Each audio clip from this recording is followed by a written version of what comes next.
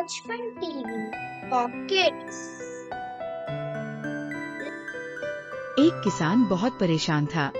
उसे अपने खेतों को सींचने के लिए पानी की जरूरत थी।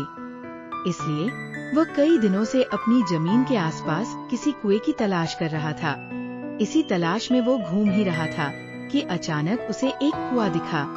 ये कुआं उसके खेतों से बहुत नजदीक था। इसलिए किसान बहुत खुश हुआ। उसने सोचा कि अब उसकी परेशानी खत्म हो गई। ये सोचकर वो खुशी खुशी घर चला गया। अगले दिन वह पानी लेने कुएं पर पहुंचा। जैसे ही उसने कुएं के नजदीक रखी बाल्टी कुएं में डाली, वहाँ एक आदमी आ धमका। वह किसान से बोला, ये कुआं मेरा है, तुम इससे पानी नहीं ले सकते। अगर तुम इस कुएं से पानी लेना चाहते हो तो तुम्हें इस कुएं को खरीदना होगा। ये बात सुनकर किसान कुछ देर रुका और फिर मन ही मन सोचने लगा कि अगर मैं इस कुएं को खरीद लूं तो मुझे कभी पानी की कमी नहीं होगी और न ही मुझे पानी के लिए इधर उधर भटकना पड़ेगा। फिर क्या था, दोनों के बीच एक रकम तय हुई। किसान के पास उतने पैसे तो थे नहीं, लेकिन वह ये मौका छोड़ना नहीं चाहता था।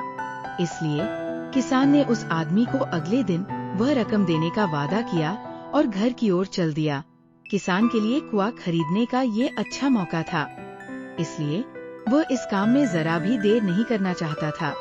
घर पहुंचते ही उसने अपने करीबियों और दोस्तों से इस बारे में बात की और कुएं के लिए तय हुई रकम का इंतजाम करने में जुट गया।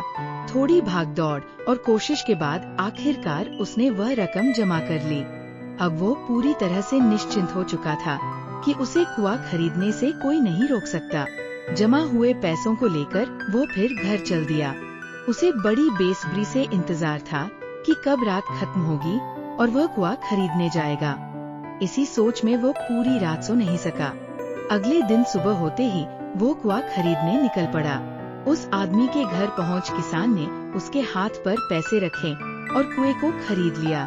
अब तो कुआं किसान का हो गया था, तो फिर उसने पानी निकालने में देर नहीं की। जैसे ही किसान ने कुएं से पानी निकालने के लिए बाल्टी उठाई, उस आदमी ने फिर बोला, ठहरो, तुम इस कुएं से पानी नहीं निकाल सकते हो। मैंने तुम्हें कुआं बेचा है, कुएं का पानी अभी भी मेरा है। किसान मायूस हो गया और न्याय के लिए राजा के दरबार में शिकायत करने पहुंच गया। मालूम है उस राजा का नाम क्या था? राजा अकबर। राजा अकबर ने उस किसान की पूरी कहानी सुनी और फिर उस आदमी को दरबार में बुलाया जिसने वह कुआं बेचा था। राजा का फरमान सुनते ही वो आदमी भागा भागा दरबार में हाजिर हो गया। राजा ने उससे पूछा, जब तुमने इस किसान को अपना कुआं बेच दिया तो फिर इसे पानी क्यों नहीं लेने दे रहे हो? आदमी बोला, महाराज, मैंने इसे केवल कुआं बेचा था, पानी नहीं। ये बात सुनकर राजा भी सोच में पड़ गए। उन्होंने कहा कि बात तो ये पते की कह रहा है, कुआं बेचा है, पानी तो नहीं। काफी देर सोचने के बाद जब इस समस्या को सुलझाने में वह नाकाम हो गए तो उन्होंने बीरबल को बुलाया। बीरबल बहुत ही बुद्धिमान था, इसलिए राजा अकबर किसी भी मामले पर फैसला लेने से पहले उसकी राय जरूर लेते थे। बीरबल ने एक बार फिर दोनों से उनकी समस्या पूछी।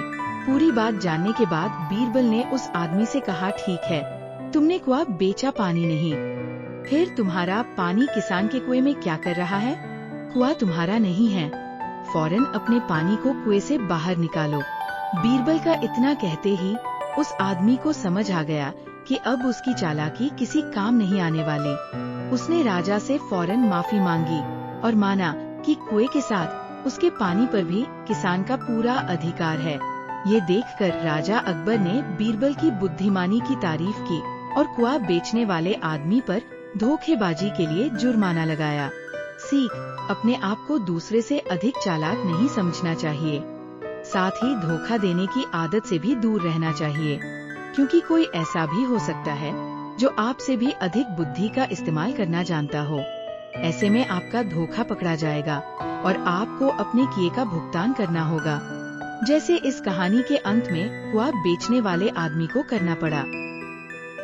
Thank you. Please like and subscribe बचपन टीवी।